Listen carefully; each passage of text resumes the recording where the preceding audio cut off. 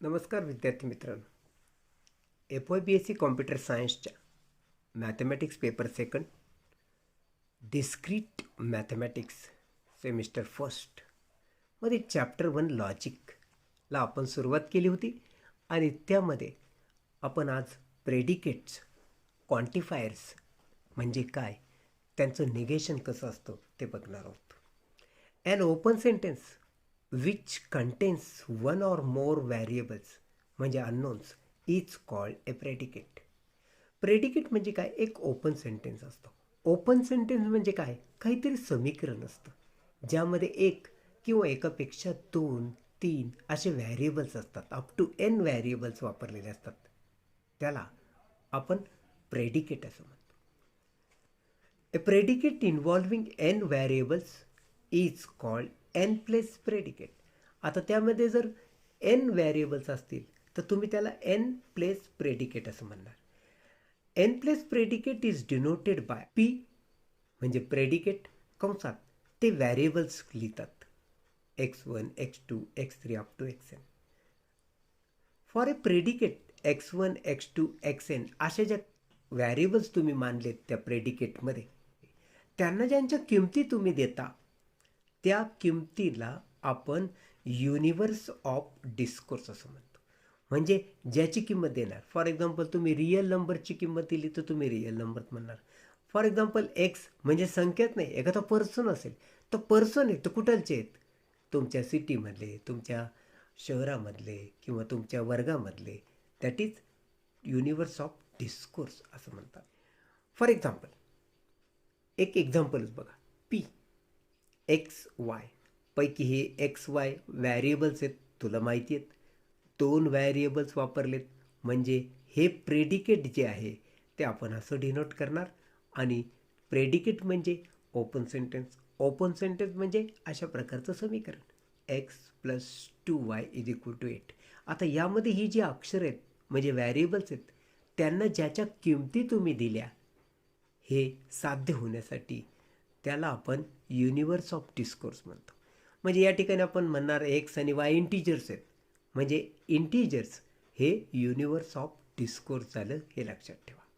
तर हे 2 plus predicate आहे कारण यामध्ये 2 अक्षर आहेत आणि त्या ओपन सेंटेन्समध्ये एक्स आणि वाय या व्हॅरिएबल्सला आपण इंटिजर्सच्या किमती दिल्यात म्हणून त्याला आपण युनिवर्स ऑफ डिस्कोर्स हा इंटिजर्स आहे असं म्हणणार. आता मला क्वांटिफायर्स म्हणजे काय बघायचं आहे. क्वांटिफाईंग, क्वांटिटी म्हणजे संख्या तुम्हाला माहिती आहे. Quantifying phrases such as for all, for every, for some, there exist, which signify quantity. आता ह्या ज्या सगळ्या फ्रेजेस आल्यात ह्या इन फॅक्ट तुम्हाला संख्या दाखवतात. फॉर ऑल म्हणजे सर्व, म्हणजे सर्व संख्या. फॉर एव्हरी म्हणजे प्रत्येक. फॉर सम म्हणजे काही. देअर एक्झिस्ट म्हणजे काहीतरी त्या ठिकाणी उपलब्ध आहेत. या सगळ्या फ्रेजेस क्वांटिटी दर्शवतात ऑफ सब्जेक्ट व्हॅरिएबल आणि म्हणून त्याला आपण क्वांटिफायर्स असं म्हणणार. There are 2 types of quantifiers. खरं तर क्वांटिफायर्स म्हणजे चिन्हानं दर्शवतात आणि 2 प्रकारचे असतात. एक युनिव्हर्सल क्वांटिफायर.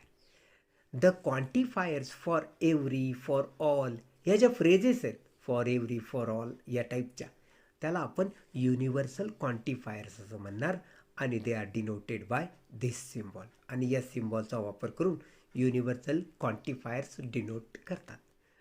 फॉर एक्झाम्पल बघ, for all x P x हे जे स्टेटमेंट आहे हे क्वांटिफायर्स वापरून बनवलेलं स्टेटमेंट आहे आणि यामध्ये या चिन्हाचा वापर केला म्हणजे युनिव्हर्सल क्वांटिफायरचा वापर केला म्हणून हे युनिव्हर्सल क्वांटिफायर झालं.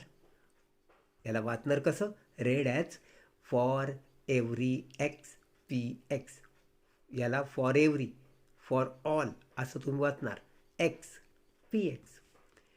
दुसरा टाईप ऑफ क्वांटिफायर आहे ते existential quantifiers.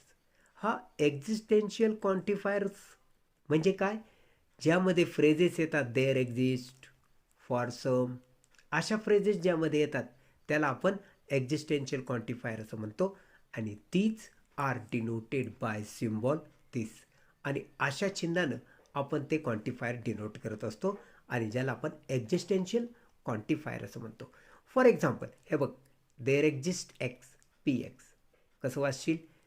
There exist X such that P X. आता आपण निगेटिंग क्वांटिफायर्स म्हणजे काय बघणार आहोत. एक एक्झाम्पल्स बघा.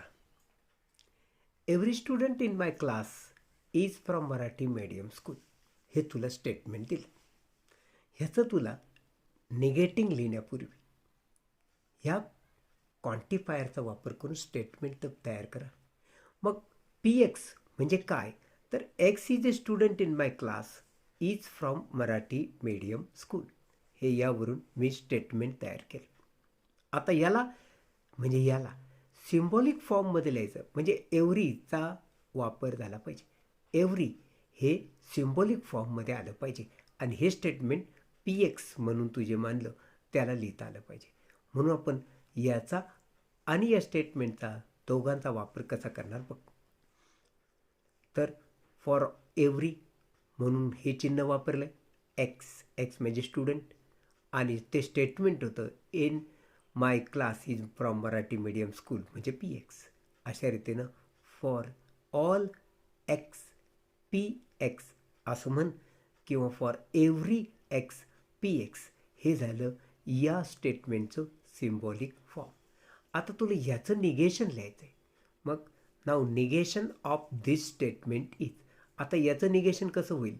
तर याचं निगेशन आणि याचं निगेशन. म्हणून मी लिहितोय कसं बघ. There is at least one student in my class who is not from Marathi medium school. शब्दशः नकार नाही करायचा, त्याचा अर्थ नकारार्थी झाला पाहिजे, हे निगेशन असतं. म्हणून मी एव्हरी स्टुडंटच्या ऐवजी ॲटलिस्ट एक तरी स्टुडंट असा आहे माझ्या वर्गात की जो मराठी मीडियमचा नाही, म्हणजे निगेशन झालं. म्हणून मी याचे निगेशन म्हणजे देअर एक्झिस्ट या सिम्बॉलचा वापर केला. त्यानंतर याचं निगेशन म्हणजे सरळ सरळ या निगेशन चिन्हाचा वापर केला. थोडक्यात याचं हे निगेशन झालं, म्हणजे याचा नकार इथं तर याचा नकार इथं. अशा रीतीनं हे फॉर एव्हरी एक्स पी एक्सचं निगेशन झालं. There is X negation of P X. काही एक्झाम्पल बघा निगेशनचे बरं का. Write the negations of the following statement.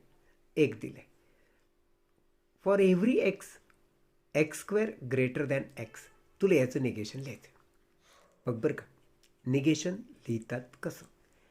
ह्याचं निगेशन आहे ना, म्हणून हे मी इथं लिहिलं आणि त्याचं बाहेर निगेशनचं चिन्ह केलं. म्हणजे मी या स्टेटमेंटचं निगेशन लिहितो आहे. कसं लिहितात माहिती का? या निगेशनने कंस सोडव, म्हणजे निगेशन ऑफ दिस आणि निगेशन ऑफ दिस असं लिहितात. पण निगेशन ऑफ दिस म्हणजे चिन्हाचा वापर न करता सिम्बॉल काय लिहिलं आपण याच्या निगेशनचं, तर फॉर एव्हरीच्या ऑपोजिट आहे देअर एक्झिस्ट. म्हणून या सिम्बॉलच्या ऐवजी निगेशन म्हणून या सिम्बॉलचा वापर करा. ह्याचं निगेशन म्हणजे negation of x square greater than x. आता प्रत्यक्षात याचा अर्थ काय होतो माहिती का? X square greater than x म्हणजे एक्स स्क्वेअर हा एक्सपेक्षा मोठा आहे. मग नकार तुम्ही असं म्हणू शकता ना, एक्स स्क्वेअर हा एक्स इतका किंवा त्यापेक्षा लहान नाही. मोठा आहे म्हणजे काय? एक्स इतका नाही किंवा त्यापेक्षा लहान नाही. मग हेच सिम्बॉलने कसं लिहिणार तुम्ही? Less than or equal to. म्हणून ग्रेटर दॅन एक्सला तू लिहिशील less than or equal to X. आणि अशा रीतीनं हे there is X x square less than or equal to X हे झालं याचं निगेशन. दुसरं स्टेटमेंट तुला असं दिलं आहे, there is x such that x square is equal to 2. आता याचं निगेशन लिहायचं, म्हणून हे लिही आणि कंसाच्या बाहेर निगेशनचं चिन्ह दे. हे दिलं, हे स्टेटमेंट लिहिलं. आता याचं निगेशन कसं करतात तुला माहिती आहे, याचं निगेशन आणि मग याचं निगेशन. तर याचं निगेशन म्हणजे डायरेक्ट चिन्ह म्हणजे सिम्बॉल ऑपोजिट वापर. देअर इज ला ऑपोजिट आहे फॉर ऑल फॉर एव्हरी म्हणजे हे सिम्बॉल आहे, म्हणजे या सिम्बॉलच्या विरुद्ध हे सिम्बॉल, किंवा याचं निगेशन हे निगेशनमध्ये दाखवलेलं आहे. आता याचं निगेशन म्हणजे negation of x square is equal to 2. मग काय म्हणतात, काय x square is equal to 2 negation काय होईल, x square is not equal to 2. म्हणजे निगेशनचं चिन्ह लिहायची गरज नाही, डायरेक्ट शब्दशः ह्याला निगेशन लिहू शकतो. So x square is equal to 2 म्हणजे x square is not equal to 2 हे याचं निगेशन झालं. आणि अशा रीतीनं there is x such that x square is equal to 2 याचं निगेशन हे असं होतं, for every x x square is not equal to 2. परत एक एक्झाम्पल बघ. लेट पी एक्स हे स्टेटमेंट आहे, x spends more than 4 hours every day in the garden. हे स्टेटमेंट. आता ह्याचं पहिल्यांदा आम्हाला युनिव्हर्स ऑफ डिस्कोर्स तुला माहिती आहे काय, म्हणजे एक्स म्हणजे कोण, तो पर्सन आहे कुठलचा, समजा सिटीमधला. हे युनिव्हर्स ऑफ डिस्कोर्स झालं त्या पर्सनचं जो 4 तासापेक्षा जास्त बागेमध्ये चक्रा मारतो एव्हरी डे. हा तो पर्सन कुठलचा आहे, इन द सिटी, म्हणजे हा सिटीमधल्या पर्सन्स म्हणजे युनिव्हर्स ऑफ डिस्कोर्स झालेला आहे. Express each of the following quantification in English. आता हे तुला क्वांटिफायर्स दिलेले आहेत, ते इंग्लिशमध्ये लिहून टाक. मग हे काय, there is x P x म्हणजे त्या सिटीत, म्हणजे तो पर्सन दररोज 4 तासापेक्षा जास्त बागेत चक्र मारतो. म्हणजे a person spends more than 4 hours every day in the garden, हा या स्टेटमेंटचा अर्थ आहे. आता हे आम्हाला व्यवस्थित लिहून दाखवायचं. मग याला मी लिहिलं, there is a person, x म्हणजे पर्सन, इन द सिटी लिहायची काही गरज नाही, हू स्पेंड्स मोर दॅन, आता याचा अर्थ आपण लिहितोय, who spends more than 4 hours every day in the garden. म्हणजे हे स्टेटमेंट आपण अशा प्रकारे लिहू शकतो. दुसरं तुला सिम्बॉलिक फॉर्म असं दिलं आहे, for every X P X. हा पी एक्स काय आहे तुला माहिती आहे की पी एक्स आहे, x spends more than 4 hours every day in the garden. तर for every X P x म्हणजे काय, every person in the city, लिही नाही तर लिहिण्याची गरज नाही, spends more than 4 hours every day in the garden. फक्त for X, for all, for एव्हरीचा अर्थ मात्र असा लिहायचा, every person spends more than 4 hours every day in the garden. आता ह्यामध्ये कसं आहे, there is X negation of P x म्हणजे there is a person who does not spend more than 4 hours every day in the garden. Negation आपण does not spend अशा पद्धतीने लिहू. चौथं बघून घेऊ, याचं स्टेटमेंटमध्ये तुला लिहायचं आहे. आता नीट बघ, every person does not spend more than 4 hours every day in the garden. हेच आपण कसं लिहू शकतो, every person does not spend म्हणजे कोणीही पर्सन त्या सिटीमधला more than 4 hours every day गार्डनमध्ये स्पेंड करत नाही. हे या सेंटेन्सचा इंग्रजी रूपांतर होणार. Every person does not spend असं म्हणण्यापेक्षा आपण म्हणणार no person spends more than 4 hours every day in the garden. आता तुम्हाला translate the following into symbolic form, हे स्टेटमेंट आहे, सिम्बॉलिक फॉर्ममध्ये तुला लिहून दाखवायचं. आता हे लिहित असतात जेव्हा इंग्रजीमध्ये लिहिलेलं असतं आणि सिम्बॉलिक फॉर्ममध्ये लिहितो, तर प्रत्यक्षात ते स्टेटमेंट किती आहेत बघा. त्या स्टेटमेंटला माना पी एक्स क्यू एक्स असं, आणि मग सिम्बॉलिक फॉर्म लिहा. रॅशनल नंबर आणि रिअल नंबर ह्या दोघांसाठी आम्हाला सेपरेट स्टेटमेंट मानावे लागतील. आपण एक्सचा वापर करणार म्हणून काय लिहू माहिती का, पी एक्स. तर एक्स काय आहे, रॅशनल नंबर. रिअल नंबरसाठी काय लिहिणार? एक्स, क्यू एक्स हे दुसरं स्टेटमेंट लिहिशील. म्हणजे एक्स काय आहे? X is real number. So P x, x is rational number. Q x, x is real number. आता एकदा हे झाल्यानंतर आम्हाला एव्हरीचा वापर करायचा. एव्हरी म्हणजे काय? या चिन्हाचा वापर, ह्या चिन्हाचा वापर एक्स आणि मग कंसात. आता हे नीट समज. Every rational number is a real number म्हणजे काय माहिती का? जर तो रॅशनल नंबर असेल, प्रत्येक म्हणजे कोणताही, जर तो रॅशनल नंबर असेल तर तो रिअल नंबर असणार. म्हणून जर तरचा भाषा या ठिकाणी वापरलेली आहे, म्हणून सिम्बॉलसुद्धा इम्प्लिकेशनचं येणार. म्हणून P x implies Q x. म्हणजे तो जर रॅशनल नंबर असेल तर तो रिअल नंबर असणार. म्हणून एव्हरी रॅशनल नंबर जर तो असेल तर रिअल नंबर असणार. हा सिम्बॉलिक फॉर्म याचा झाला. सम कंटिन्युअस फंक्शन्स आर नॉट डिफरन्शिएबल. बघ बरं का, इथं पण तेच होतं आहे. समचा वापर आहे. सम म्हणजे काही, म्हणजे कंटिन्युअस फंक्शन असतात आणि नॉट डिफरन्शिएबल असतात, असा याचा अर्थ होईल. काही कंटिन्युअस फंक्शन असतील तर ते नॉट डिफरन्शिएबल असतात असं नाही म्हणायचं. सम शब्द वापरला ना म्हणजे काही फंक्शन्स कंटिन्युअस फंक्शन असतात आणि डिफरन्शिएबल नसतात. म्हणून कंटिन्युअस फंक्शनला तो पी एक्स मान.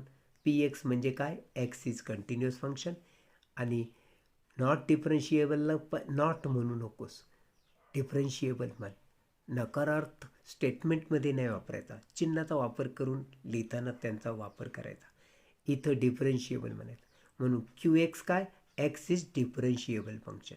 आपण जनरली चूक काय करतो? नॉट डिफरन्शिएबलला क्यू एक्स मानतो. तसं नाही करायचं. नॉट हे आपल्याला चिन्हानं दाखवायचं आहे, निगेशनच्या चिन्हाचा वापर करा. मग स्टेटमेंट मानताना होकारार्थी डिफरन्शिएबल. म्हणून एक्स इज डिफरन्शिएबल फंक्शन. आता सिम्बॉलिक फॉर्ममध्ये लिहिताना हे सम वापरलं आहे म्हणून समचं चिन्ह द्या. हे फ्रेज आहे. सिम्बॉलिक फॉर्म असा असतो. फॉर एव्हरीसाठी कसा असतो? हा. समसाठी कसा असतो किंवा देअर एक्झिस्ट कसा असतो? हा. हे लक्षात ठेवायचं. सो समसाठी हे चिन्ह दिले.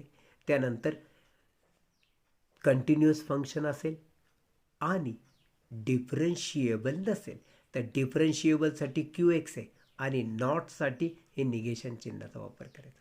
आणि अशा रीतीनं देअर इज एक्स किंवा some x continuous and not differentiable आपण सिम्बॉलिक फॉर्ममध्ये असं लिहिणार. No professors are ignorant. यामध्ये प्रोफेसर्स हा एक स्टेटमेंट होणार आणि इग्नोरंट हा दुसरा स्टेटमेंट होणार. मग नो तर नीट समजून घ्या. नो म्हणजे काय, कसं, हे फॉर ऑलचाच वापर या ठिकाणी होणार. फक्त कसं नीट बघून घ्या. म्हणून पी एक्स म्हणजे x is professor, Q x म्हणजे एक्स इज इग्नोरंट. आता सिम्बॉलिक फॉर्ममध्ये लिहिताना नो म्हणजे कोणीच नाही, म्हणजे त्या ठिकाणी ऑल आले. एक्स. आता जर तो प्रोफेसर असेल तर तो इग्नोरंट नसेल. No professor is ignorant. काय होतं हे? जर तो प्रोफेसर असेल तर इग्नोरंट नसेल. म्हणजे प्रत्येकाच्या बाबतीत हे झाले. प्रत्येक प्रोफेसर इग्नोरंट म्हणजे अज्ञानी नसतो. हे आम्हाला चिन्हाचा वापर करायचा आहे. म्हणून या ठिकाणी आपल्याला ऑल, एव्हरी असा आणि प्रोफेसर तर तो इग्नोरंट नाही. तुम्ही इग्नोरंट हा क्यू एक स्टेटमेंट मानला आणि नाही दाखवण्यासाठी तुम्ही निगेशनचा वापर केलेला आहे, हे लक्षात ठेवा. म्हणजे या ठिकाणी आपण प्रोफेसर इज नॉट इग्नोरंट असं नाही म्हणणार. प्रोफेसर इथं इग्नोरंटच म्हणणार, फक्त सिम्बॉलचा वापर करून नॉट असं दाखवणार. चौथं बघा, every clever student is successful. या ठिकाणी बघ, प्रत्येक स्टुडंट जो क्लेवर असेल तो सक्सेसफुल असणार. म्हणजे जर तो क्लेवर स्टुडंट असेल तर तो सक्सेसफुल असणारच. म्हणजे इफ देन म्हणजे इम्प्लिकेशनचा वापर झालेला आहे. आता एव्हरीचा वापर आहे, चिन्ह आपण तसं वापरू. क्लेवर स्टुडंटला आपण एक्स म्हणू. या ठिकाणी स्टुडंट म्हणायची गरज नाही, कारण एक्स हा स्टुडंट आहे. मग पी एक्स काय तर क्लेवर, क्यू एक्स काय तर सक्सेसफुल. स्टुडंट म्हटला तर काय फरक पडत नाही. X is clever student, x is successful student. मग आता आम्ही काय करणार ते बघून घे. सिम्बॉलिक फॉर्म एव्हरी म्हणून for all x. Clever student असेल तर म्हणजे इम्प्लिकेशन तो सक्सेसफुल असणार क्यू एक्स.